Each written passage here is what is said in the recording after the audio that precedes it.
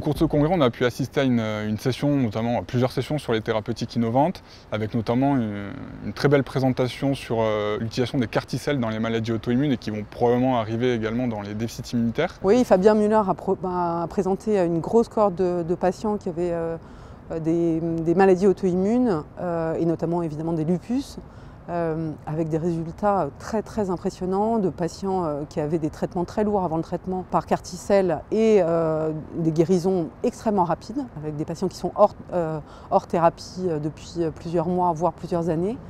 Donc un traitement qui est vraiment extrêmement prometteur, avec très peu d'effets indésirables. En fait, on est dans l'ère des modifications de cellules pour améliorer les traitements de ces patients-là. Je pense que ça va être un traitement qui va être discuté pour un certain nombre de maladies auto-immunes et peut-être qu'il y aura de la place pour discuter des CAR-T-cells dans certaines complications de nos déficits immunitaires, notamment des maladies auto-immunes qui prennent de la place alors qu'on ne veut pas allogreffer les patients parce qu'on trouve ça trop lourd. Donc je pense que c'est des traitements qu'on pourra discuter dans les années qui viennent. Le Dr Chic nous a présenté les résultats d'allogreffe dans une maladie très rare, là encore dans le déficit en GATA2. Les déficits en GATA2, c'est des maladies hétérozygotes dans lesquelles, qui s'accompagnent d'un déficit immunitaire très particulier avec une susceptibilité à des infections virales, à mycobactéries et bactériennes et à une susceptibilité à des maladies myéloïdes, à des leucémies aiguës myéloïdes, à une forme de myélodysplasie particulière.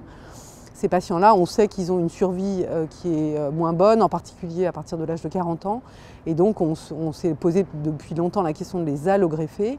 Il y a eu plein de cohortes qui ont été faites. En France, il y a une cohorte nationale qui est très bien tenue par d'abord Jean Donadieu, puis maintenant Marlène Pasquier qui est à Toulouse, qui comprend environ 150 patients pour lesquels on a des données assez longues. Et donc Flore a repris les patients qui avaient été allogreffés, enfants et adultes, avec une survie qui est quand même de très bonne qualité. Et quand elle n'est pas de bonne qualité, elle est liée à des infections qui restent un problème majeur dans cette maladie-là, en particulier à des infections fongiques, qui surviennent souvent rapidement après la greffe, donc il faut savoir prévenir, et je pense qu'on fera mieux dans les années qui viennent.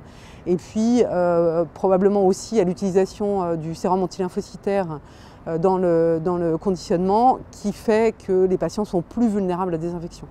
Donc une fois ces quelques écueils passés, on saura poser les indications de façon très précise sur tel et tel type de patient. Et il y a un gros travail qui est en cours par Marlène Pasquier avec un consensus européen pour essayer de déterminer quels sont les patients qui doivent bénéficier rapidement d'une allogreffe de moelle quand ils sont mutés dans le GATA2. C'est très important d'arriver à répondre à cette question-là. Pour poursuivre sur les thérapeutiques innovantes, on a vu également une nouvelle technique de gène édition par CRISPR-Cas9. Il y a plusieurs présentations très intéressantes, notamment qui concernent la maladie qui s'appelle IPEX. C'est un déficit immunitaire dans lequel il y a une mutation de FOXP3 et dans laquelle, en l'absence de FOXP3, il n'y a pas de T-régulateur. Donc c'est une maladie qui en général, est visible quasiment dès l'enfance, avec des entéropathies très graves et une auto-immunité d'organes, du diabète insulinodépendant, etc. Et ces enfants qui ont ces défauts en FOXP3, ou ces jeunes, peuvent aller un peu plus loin dans leur vie et ont souvent des survies qui sont de qualité médiocre à cause de syndrome de malabsorption, etc.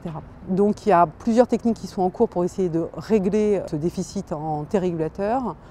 Une première technique, c'est de faire de l'édition de gènes, c'est-à-dire qu'en fait on modifie sur une population lymphocytaire CD4 du patient le morceau de gène muté dans FOXP3 pour pouvoir en fabriquer un gène sauvage et que les CD4 du patient eux-mêmes puissent avoir du FOXP3 et être capables de se différencier en T-régulateur.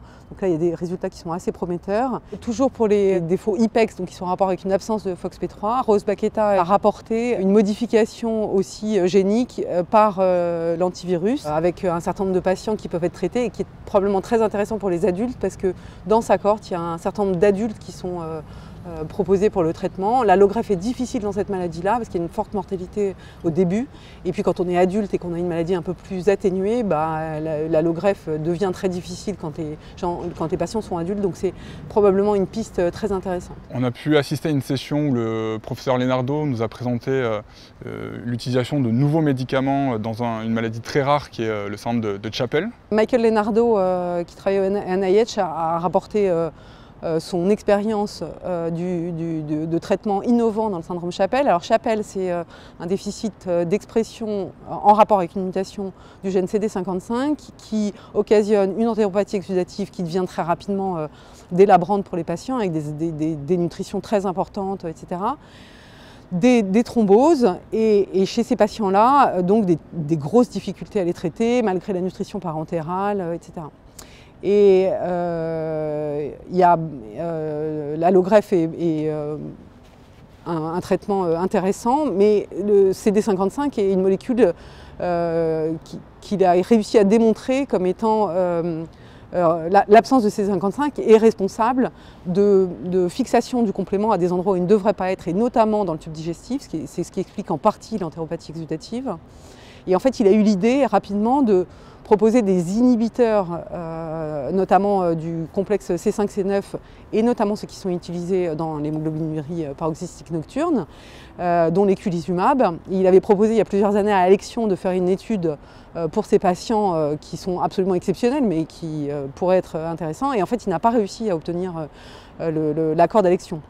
Mais il ne s'est pas démonté, et grâce à un de ses post-docs turcs, quand il est reparti en Turquie, lui a réussi à avoir une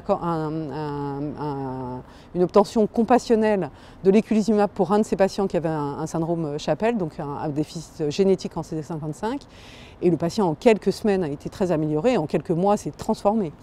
Donc il y a maintenant une étude qui existe avec des inhibiteurs du complément du C3 et qui est en cours de mise en place aux États-Unis et qui va probablement, pour ces maladies absolument exceptionnelles, changer la vie de ces patients.